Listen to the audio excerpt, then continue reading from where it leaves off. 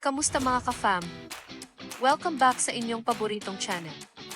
Kung hindi pa kayo nakasubscribe, ano pang hinihintay nyo? Hit that subscribe button and ring the bell para hindi nyo ma-miss ang latest chika. Nakakalungkot na balita ang gumising sa maraming Pilipino matapos yanigin ng isang malakas na magnitude 7.8 na lindol ang Mindanao noong June 8. Dahil sa tindi ng pagyanig, maraming komunidad ang naapektuhan at agad namang nagpaabot ng panalangin at pakikiisa ang ilang kilalang celebrities para sa mga biktima. Isa sa mga unang nagpahayag ng kanyang pakikiramay ay si Sarah Geronimo. Sa kanyang Instagram stories, ibinahagi niya ang isang maikling ngunit taos-pusong mensahe para sa mga naapektuhan ng trahedya. Ayon kay Sarah, nasa kanyang puso at panalangin ang lahat ng mga biktima ng lindol, kasabay ng mensahe ng pag-asa para sa mga dumaranas ng matinding pagsubok sa kasalukuyan. Nagbigay rin ng mensahe si Ann Curtis sa kanyang X account. Hinikayat niya ang lahat na magkaisa sa panalangin para sa mga pamilya at komunidad na naapektuhan ng sakuna. Simpleng mensahe man, dama ang kanyang malasakit para sa mga kababayan nating nahaharap sa mahirap na sitwasyon. Samantala, mas emosyonal naman ang naging pahayag ni Melay Cantiveros.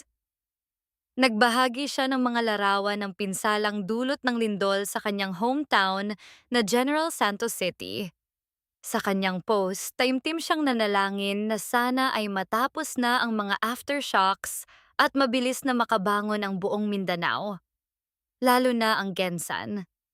Ibinahagi rin ni Melay na ligtas ang kanyang pamilya at nagpasalamat siya sa mga taong nag-alala at kumustang nagpaabot ng suporta.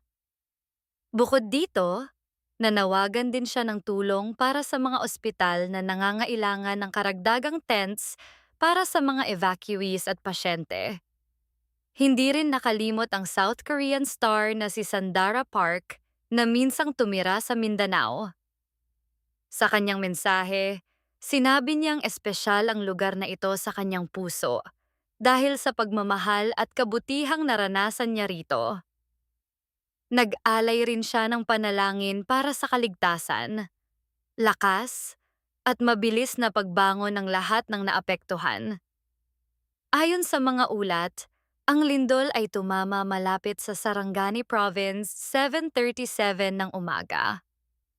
Sa kasalukuyan, hindi bababa sa 37 katao ang nasawi, 12 ang nawawala, at mahigit 200 ang nasugatan matapos ang pagguho ng mga gusali at pagragasa ng mga landslide sa iba't ibang bahagi ng Mindanao.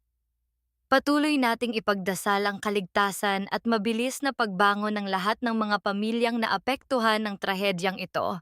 Huwag kalimutan mag-like, subscribe, and hit the bell for more updates. Kita-kits ulit sa next video, mga ka-fam.